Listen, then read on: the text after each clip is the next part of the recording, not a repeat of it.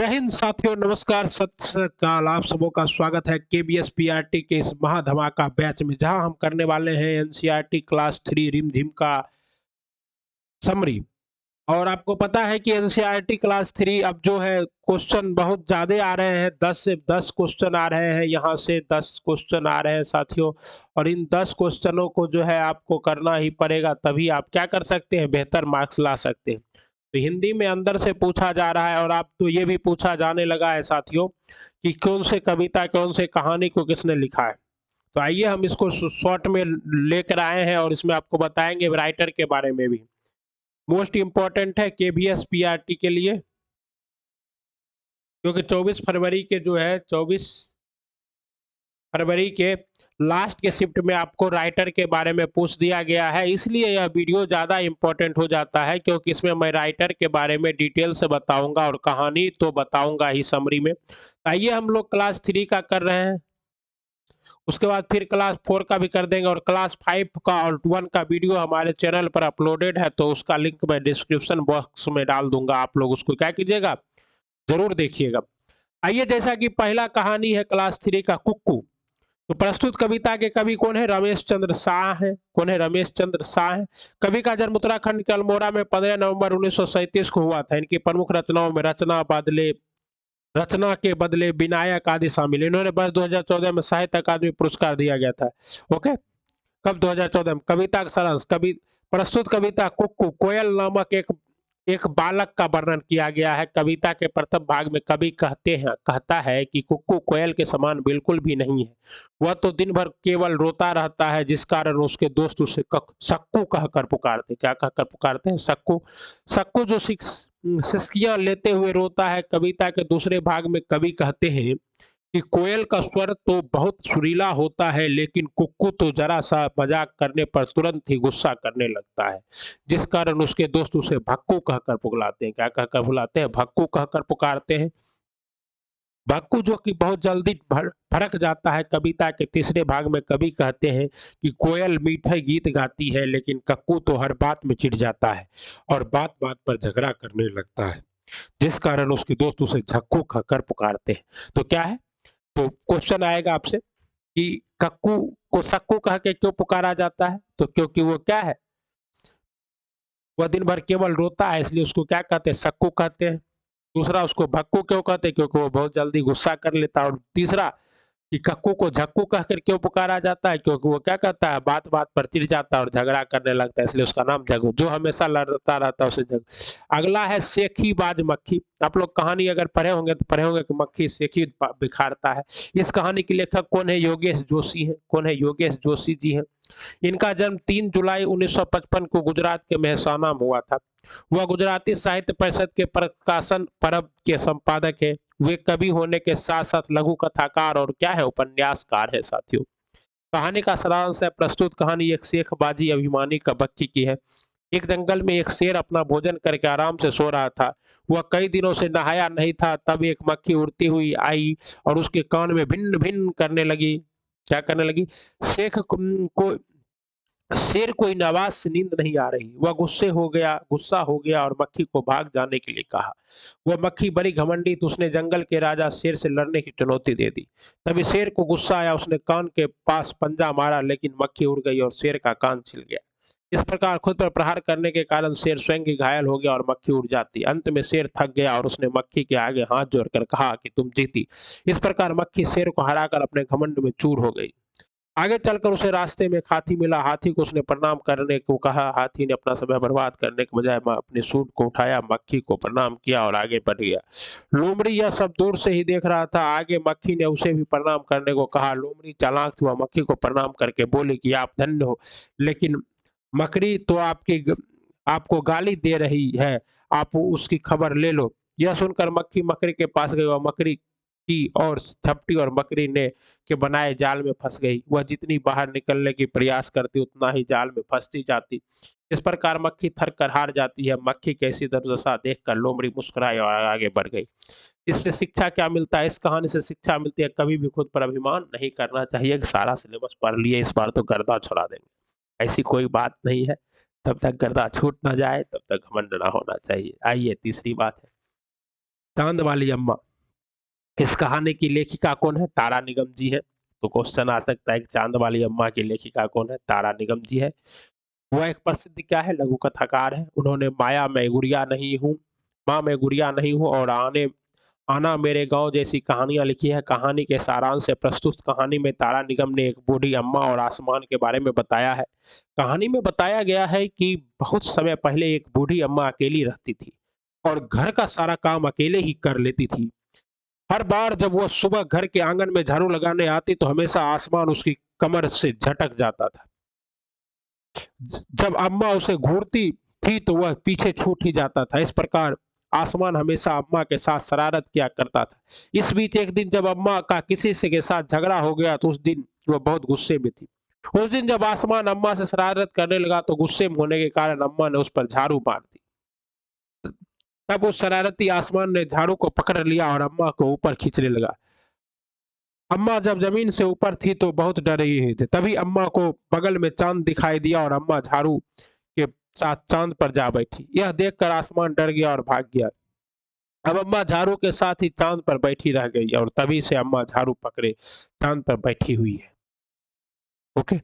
बच्चे की कहानी है, रोचक होता है और इसमें कोई तथ्य थोड़ा कम होता है। दिमाग कम लगाइए और कहानी ज्यादा सीखिए। मन करता है, मन करता है, इस कविता के कवि कौन है? कवि सुरेंद्र विक्रम है। मन करता है सुर में गाऊं सुरेंद्र विक्रम। ठीक है ना? इसका जन्म 1 जनवरी 1961 को उत्तर प्रदेश के बड़ौत गांव में हुआ था। सुरेंद्र विक्रम एक बाल साहित्यकार हैं। उनकी कविता उलझन 25 भाषाओं में देश के बच्चों का ज्ञानवर्धन कर रही है। सुरेंद्र विक्रम को बाल साहित्य रचनाओं के लिए कई पुरस्कार मिल चुके हैं। कविता के सारांश। प्रस्तुत कविता में एक ऐसे बच्चे का वर्णन किया गया है जो बहुत कुछ बनना चाहता है। बालक का दिमाग बहुत चंचल है और वो अपनी ही कल्पना में बहुत कुछ बनना चाहता है। कविता में कवि कहते हैं कि बालक का मन सूरज के समान बनकर आकाश में दौड़ लगाना चाहता है और चांद के समान बनकर सितारों पर गर्व दिखाना चाहता है। बालक दादा के समान बनकर सभी को ठिठना चाहता है। वह अपने पिता की तरह मूले भी रखना चाहता है। बालक तितली बनकर दूर दूर तक उड़ना चाहता है और कभी कभी कोयल बनकर मीठे बोल सुनाना चाहता है। वह चिड़ियों के समान बनकर ची ची चू करते हुए शोर मचाना चाहता है। बालक कभी कभी चरखी लेकर पीली लाल पतंग उड़ाना चाहता है। इस प्रकार यह बालक बहुत सारी कल्पनाओं को लेकर अपने सपनों को पूरा करना चाहता है। चैप्टर 5 है साथियों, बहादुर बिट्टो। प्रस्तुत कहानी पंजाब की एक लोक कथा पर आधारित है, इसलिए इसके कोई कवि नहीं है। इस कहानी में एक किसान है और उसकी पत्नी का नाम है बिट्टो।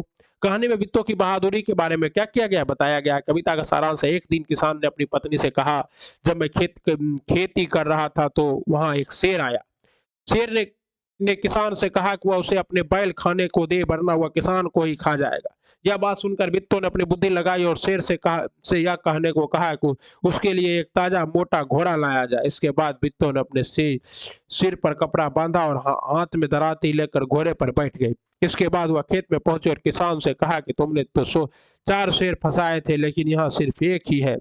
फिर बिट्टो ने कहा कि इस एक शेर का ही नाश्ता कर लेते हैं। बिट्टो की यह बात सुनकर शेर डर गया और वहां से भाग गया। यह सब लोमड़ी ने देखा और शेर से कहा कि वह राक्षसी नहीं। इसके बाद शेर लोमड़ी के पूंछ के साथ अपनी पूंछ बांध कर वापस खेत गया। उन्हें आता देख बिट्टो ने लोमड़ी से कहा, तुमने तो 4 शेर लाने का वादा किया था लेकिन यहाँ तो एक ही है। यह बात सुनकर शेर बहुत ज्यादा डर गया और वहां से तुरंत भाग गया। इसके बाद वह वहां कभी नहीं लौटा। अब किसान और उसका परिवार खुशी खुशी रहने लगा। बहादुर बिट्टो की कहानी। आइए अगला कहानी, हमसे सब कहते। हमसे सब कहते प्रस्तुत कविता के कवि निरंकार देव सेवक है। कौन है? निरंकार देव सेवक है। कवि उत्तर प्रदेश के बरेली में जन्म हुआ है इनका। कवि एक बाल साहित्यकार है। उन्होंने बहुत से शिशु गीत लिखे हैं। उनके दूध जलेबी माखन मिश्री रिक्ति आदि क्या है कविताएं।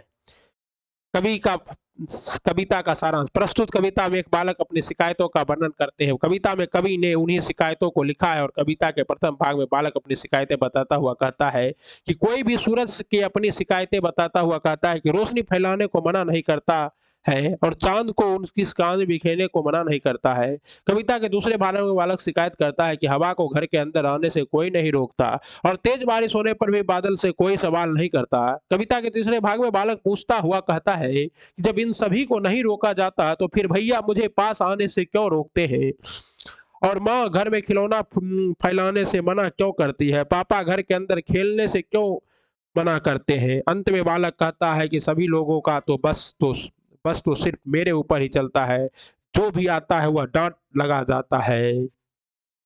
मस्त कविता टिप टिपुबा, मोस्ट इंपॉर्टेंट कविता टिप कहानी है टिप टिप्पा। इस कहानी की लेखिका कौन है? गिरिजा रानी अस्थाना। कौन है? गिरिजा रानी अस्थाना जी है। उन्होंने बच्चों के लिए 100 लघु कथाएं लिखी है। उन्होंने हिंदी पुस्तक दुश्मनी में दोस्ती तक के लिए हिंदी अकादमिक पुरस्कार जीता। उन्हें एक दोस्त सांप कहानी का भी लिखा। कहानी का सारांश है, प्रस्तुत कहानी उत्तर प्रदेश के एक लोक कथा का वर्णन है। इस कहानी में एक बुढ़िया एक वर्णन किया गया है जो अपने पोते को सोते समय रोज रात को कहानी सुनाती है। कहानी में बताया गया है कि एक दिन गांव में बहुत तेज बारिश हो रही थी, जैसे पहले कभी हुई थी। तेज बारिश का पानी उस बुढ़िया की झोपड़ी में जगह जगह टपक रहा था। बुढ़िया इस परेशानी हो रही थी, उसका पोता कहानी सुनना चाह रहा था, लेकिन बुढ़िया ने कहा कि सबसे पहले हमें टिप टिप्पा से जान बचानी होगी।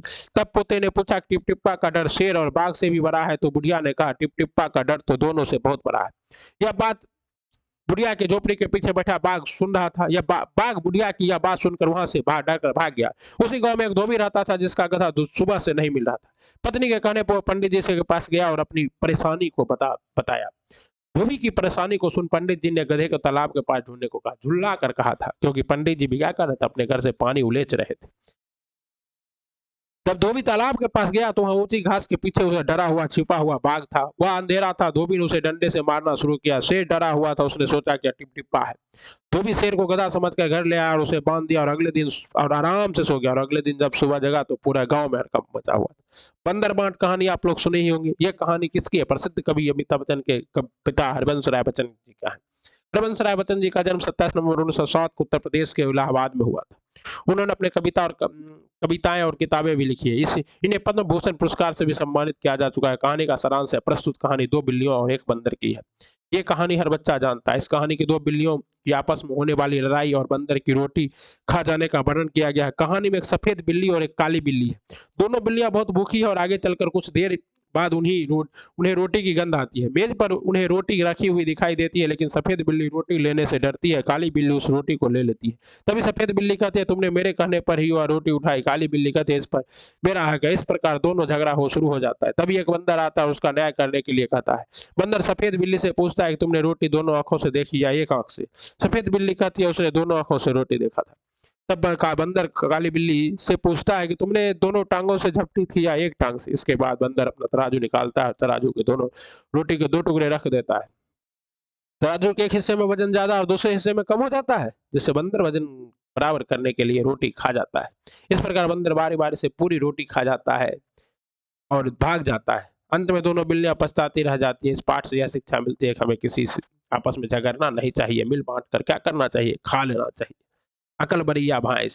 अकलबरिया भैंस प्रस्तुत कहानी के में अकलबरिया भैंस के अच्छी प्रकार से वर्णन किया गया। इस कहानी ने एक पहलवान और एक आपती नाम का व्यक्ति है। एक दिन पहलवान की आपती से कहा कि मैं तुमसे ज्यादा ताकतवर हूँ। तब आपती ने पहलवान से उसकी ताकत के बारे में पूछा। जवाब में पहलवान ने कहा कि वह चट्टान को आसानी से उठाकर उछाल सकता है। इसके बाद दोनों शहरों की चारदीवारी के पास चले जाते हैं। आपती पहलवान से एक रुमाल को चारदीवारी के दूसरी तरफ फेंकने को कहता है। तब पहलवान खुद पर घमंड करता हुआ पूरी जोर से रुमाल को फेंकता है, लेकिन रुमाल वही गिर जाता है और आपती उस पर हंसने लगता है। इसके बाद आती रुमाल पर एक पत्थर बांधकर उसे एक ही बार में दीवार के दूसरी तरफ फेंक देता है।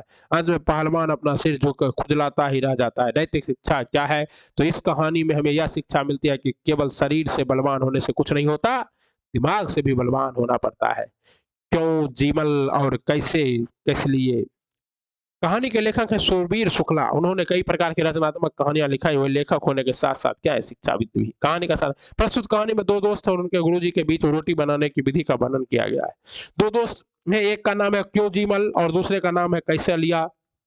क्यों जीमल हमेशा क्यों क्यों करता रहता है और कैसा लिया हमेशा कैसे कैसे करता रहता है। एक बार इन दोनों दोस्तों का मुलाकात इनकी गुरुजी से हुई। गुरुजी साइकिल से गेहूं पिसाने जा रहे थे। गुरुजी को देखकर उन्होंने उससे सवाल करने को शुरू कर दिए। उन्होंने गुरुजी से अपना पहला प्रश्न पूछा, आप कहाँ जा रहे हैं? गुरुजी ने उत्तर दिया, आटा पिसाने जा रहा हूँ। उन्होंने गुरुजी से दूसरा प्रश्न पूछा, आपको यह साइकिल कहाँ से मिली? गुरुजी ने उत्तर दिया, मैं साइकिल शिवदास से लेकर आया हूँ। उन्होंने तीसरा प्रश्न पूछा, आप आटा पिसाने क्यों जा रहे हैं? और गुरुजी ने उत्तर दिया, मैं रोटी बनाने के लिए आटा पिसाने जा रहा हूँ। उन्होंने गुरुजी से चौथा प्रश्न पूछा, रोटी कैसे बनती है? गुरुजी ने उत्तर दिया कि सबसे पहले रोटी को सानते हैं, फिर बेलते हैं और उसके बाद उसे पका लेते हैं। उन्होंने पांचवा प्रश्न पूछा कि रोटी को सानते क्यों? गुरुजी उत्तर दिए कि आटा में थोड़ा पानी रहता है तो आग पर तपने पर पानी भाप बनकर रोटी को पका देता है। उन्होंने गुरुजी से छठा प्रश्न पूछा कि रोटी को सानते कैसे? गुरुजी ने उत्तर दिया कि इसके लिए सबसे पहले परत परत में आटा निकालते और उसे चुटकी भर नमक मिलाते और हाथ से धीरे धीरे पानी डालते हुए मिलाते। उन्होंने सातवां प्रश्न पूछा कि आटा के व्रत में क्यों माल सानते? गुरुजी ने इसका उत्तर न देकर कहा कि तुम्हारे प्रश्नों को उत्तर देते रहने पर तो चक्की ही बंद हो जाएगी। और यह कहकर गुरुजी क्या हुए? चले गए। 11वां पाठ है मेरा बहन और बाघ। प्रस्तुत कहानी मेरा बहन पर लिखी गई है। कहानी में मीरा बहन की अहिंसा के बारे में बताया गया। मीरा बहन का जन्म इंग्लैंड में हुआ था। वह गांधी जी के विचारों से प्रभावित थी, इसलिए उन्होंने अपना परिवार छोड़कर गांधी जी के साथ काम करना शुरू कर दिया। आज़ादी मिलने के बाद वह उत्तर प्रदेश के गोबली गांव में गोपाल आश्रम स्थापित करके वहां रहती थी। गांव में आसपास के जंगल में बाघ आने का बहुत खतरा था, तो बाघ कभी कभी किसानों के पालतू जानवरों को शिकार कर लेता था। एक दिन बहुत परेशान होने के बाद वह मीरा बहन के पास गए। गांव के लोगों ने बाघ फंसाने के लिए पिंजरा बनाया और उसके अंदर एक बकरी रख दी, जिसने बाघ पिंजरा। अगली सुबह जब लोग वहां आए तो उन्होंने बाघ अंदर नहीं पाया कि पिंजरे का दरवाजा बंद है, लेकिन पाया कि बाघ। सब हैरान रह गए और तभी लोग मीरा बहन के पास गए। जब मीरा बहन ने उसकी समस्या सुनी तो कहा कि बाघ को धोखा नहीं देना था, इसलिए दरवाजा मैंने ही बंद कर दिया था। इस पाठ से हमें यह शिक्षा मिलती है कि हमें हिंसा का प्रयोग नहीं करना चाहिए। जब मुझको सांप ने काटा। कहानी के लेखक कौन है? शंकर है। उनका पूरा नाम है मणिशंकर मुखर्जी। क्या नाम है? मणिशंकर मुखर्जी। उनका जन्म कब हुआ था? 7 सितंबर 1933 को पश्चिम बंगाल में हुआ था। वे लेखक होने के साथ साथ उपन्यासकार भी हैं। कहानी का सारांश है, प्रस्तुत कहानी के लेखक अपने बचपन के दिन का वर्णन किया है। लेखक कहते हैं कि बचपन में उन्होंने एक सांप को नारियल के खोल में जाते हुए देखा। लेखक ने पत्थर का टुकड़ा लगाकर खोल को बंद कर दिया और अपनी नानी के पास गए। जब नानी को पता चला कि वह चिल्लाने लगी और नाना दौड़ते हुए बाहर आया, नाना ने तुरंत लेखक के हाथ में से नारियल छीनकर फेंक दिया और कहा कि सांप बहुत खतरनाक होते हैं, इसके पास नहीं जाना चाहिए। इसके कुछ समय बाद ही लेखक एक बर्र को पकड़ने की कोशिश करने लगे। इस कारण बर्र ने उन्हें काट लिया, जिससे लेखक को बहुत दर्द होने लगा। नानी ने सोचा कि सांप ने काट लिया। नाना ने तुरंत लेखक को गोद में लिया और बाघ और धान के खेतों को पार करके वह झोपड़ी में पहुंचे, जहां एक बूढ़ा आदमी खड़ा था। बूढ़ा आदमी लेखक को अंदर ले गया और पीतल के बर्तन में पानी लेकर बंद करने लगा। कुछ समय बाद लेखक का दर्द ठीक हो गया। बूढ़े आदमी ने अपनी उंगली पानी में धोई और लेखक को पानी पीने के लिए कहा। अब तुम खतरे से बाहर हो। सभी लोगों ने उस आदमी का धन्यवाद दिया। नाना ने उसे सारे उपहार भी दिए। मिर्च का मजा। प्रस्तुत कविता के कवि रामधारी सिद्धिनकर है और रामधारी सिद्धिनकर को क्या कहा जाता है? राष्ट्र कवि कहा जाता है। कवि का जन्म 23 सितंबर 1908 को बिहार में हुआ था। बिहार में कहाँ हुआ था? तो सिमरिया ग्राम में हुआ था। इसकी प्रमुख रचनाओं में परशुराम की प्रतीक्षा शामिल है। इन्होंने वीर रस का श्रेष्ठ कवि माना जाता है। उन्हें पद्म भूषण और ज्ञानपीठ पुरस्कार से सम्मानित किया जा चुका है। प्रस्तुत कविता में कवि ने एक काबुली वाले को प्रसिद्ध कहानी का वर्णन किया है। प्रस्तुत कविता में कवि कहते हैं कि लोगों से उन्होंने एक काबुली वाले के बारे में सुना है। कहानी के अनुसार एक काबुली वाले था, उसने कभी लाल मिर्च नहीं देखी थी। लाल मिर्च को देखकर उनके मुंह में पानी आ गया। काबुली वाले ने सोचा कि जरूर कोई मौसमी फल होगा, इसको खाने से ताकत आ जाएगी। यह सोचकर उसने कुंजरीन को एक चवन्नी देकर अपना झोला फैलाया। कुंजरीन ने कहा कि यह खाने की चीज है। कुंजरीन उत्तर देती है कि यह तो सब खाते हैं। इसके बाद कुंजरीन ने एक से लाल मिर्च से उसकी झोली भर दी। काबुल वाले इस सस्ते सौदे से बहुत खुश था। इसके बाद वह नदी के किनारे बैठकर मिर्च खाने लगा। आगे कवि कहते हैं कि लाल लाल लगती है उसकी आंखों से मिर्च खाने के तुरंत बाद काबुल वाले की जुबान जलने पानी आ जाता है, जलने लगता है। काबुल वाले सोचता है कि उसने मिर्च खरीदने में पैसे खर्च किए हैं, वह बिना पूरा पैसा वसूल किए छोड़ नहीं सकता। आंखों में आंसू आने के बाद भी वो अपनी आंखें पोंछते हुए पीसते रोते और गुस्से करते हुए लाल मिर्च को सी करते हुए खाता जाता है। तभी एक सिपाही वहां आकर उसे लाल मिर्च नहीं खाने को कहता है। काले वाले यह बात सुनकर चिढ़ जाता है और सिपाही को वहां से चले जाने को कहता है। अंत में वह कहता है कि मैंने इन लाल छिमिया पर पैसा लगाया है, इसलिए मैं इन्हें खत्म करूंगा ही करूंगा। सबसे अच्छा पेड़। प्रस्तुत कहानी 3 भाइयों की है। लेखक ने कहानी के माध्यम से पेड़ों की उपयोगिता पर प्रकाश डाला है। एक दिन बहुत सुबह तीनों भाई अपने लिए नए घर की खोज में निकल पड़ते हैं। आगे कुछ दूर चलने के बाद उन्हें एक आम का पेड़ दिखाई देता है। वो तीनों उस आम के पेड़ के नीचे आराम करने लगते हैं। तीनों बैठकर पेड़ के पके आम खाने लगते। तभी बड़े भाई ने कहा कि मुझे तो यह जगह बहुत पसंद आई और कहा कि आम के पेड़ से बढ़कर और कुछ नहीं हो सकता। और बड़े भाई ने कहा कि आम के पेड़ के नीचे अपना ही घर बना ले। इस प्रकार बड़े भाई ने आम के पेड़ के नीचे अपनी झोपड़ी बना ली और वहीं रहने लगा। तभी उसे तभी उन्हें बाकी दोनों भाई आगे बढ़े, कुछ दूर चलते-चलते आसमान में बादल छा गए, तभी केले के कुछ पेड़ मिले, दोनों ने केले के पत्ते काट लिए, पत्ते को उन्होंने अपने सिर के ऊपर रख लिया और जिसके कारण वे दोनों भीगे नहीं। कुछ देर बाद जब बारिश रुक गई, तो दोनों ने केले के पत्ते पर खाना लेकर भरपेट खाना खाया, साथ ही केला भी खाया। तभी दूसरे भाई ने बोला कि मैं तो यहीं पर घर बनाऊँगा, मुझे तो केले के का पेड़ बहुत अच्छा लगता है। वह बोला हम केले खा सकते हैं और उसकी सब्ज़ी बना सकते हैं, कुछ केले हम ब बेच भी सकते हैं और उन पैसों से चावल खरीद सकते हैं। इस प्रकार दोनों भाई दूसरे भाई ने वही अपनी झोपड़ी बना ली। अब तीसरे भाई अकेला ही अब आगे बढ़ गया, कुछ दूरी पर उसे नारियल का एक पेड़ मिला। उसे बहुत प्यास लगी थी, तभी एक नारियल ऊपर से ढब से गिरा। उसने चाकू से नारियल को काटा, साफ किया और नारियल का मीठा पानी पी लिया। तीसरा भाई वहाँ बैठकर सोचने लगा कि आम और केले का पेड़ बहुत अच्छा होता है। वह नीम के पेड़ के बारे में सोचता हुआ कहता है कि नीम के पेड़ की धुतून अच्छी होती है। यदि कोई घर में बीमार हो तो लोग नीम की टहनियाँ दरवाजे पर लटका देते हैं। वह कहता है कि रबर के पेड़ होने से पेड़ की छाल में एक लंबा चीरा लगा करके दूधिया रस से रबर बनाया जा सकता है। नारियल के फल को जटाओं से रस्सियाँ बनाई जा सकती है, इससे चटाई भी बनाई जा सकती है, नारियल का पानी भी पिया जा सकता है, नारियल के गोले से तो तेल साबुन भी बनाया जा सकता है। इस प्रकार तीसरा भाई मन में सोचते हुए कहता है कि मेरे लिए तो नारियल का पेड़ ही अच्छा है। तीसरे भाई नारियल के पेड़ के नीचे अपनी झोपड़ी बना लेते हैं और आनंद से रहने लगता है। नैतिक शिक्षा, पेड़ कोई भी हो वो अच्छा होता है, वातावरण में क्या करता है, ऑक्सीजन फैलाता है। ये आपका था अध्ययन मंत्रा के नोट से मैं करा रहा हूँ, मैं अब खुद नोट तो बना नहीं सकता। क्लास 4 का मैं बाद में करा दूँगा। बहुत-बहुत धन्यवाद आप लोगों का वीडियो देखने के लिए और आशा करता हूँ कि आप लोगों का एग्ज़ाम अच्छा जा रहा होगा और जो भी बच्चे एग्ज़ाम दे दिए हैं उनका अच्छा जा रहा होगा और जो नहीं दिए हैं उनका अच्छा जाएगा। चलिए इसी उम्मीद और इसी आशा के साथ आपसे विदा लेता हूँ। फिर मिलूँगा। जय हिंद, जय भारत, वंदे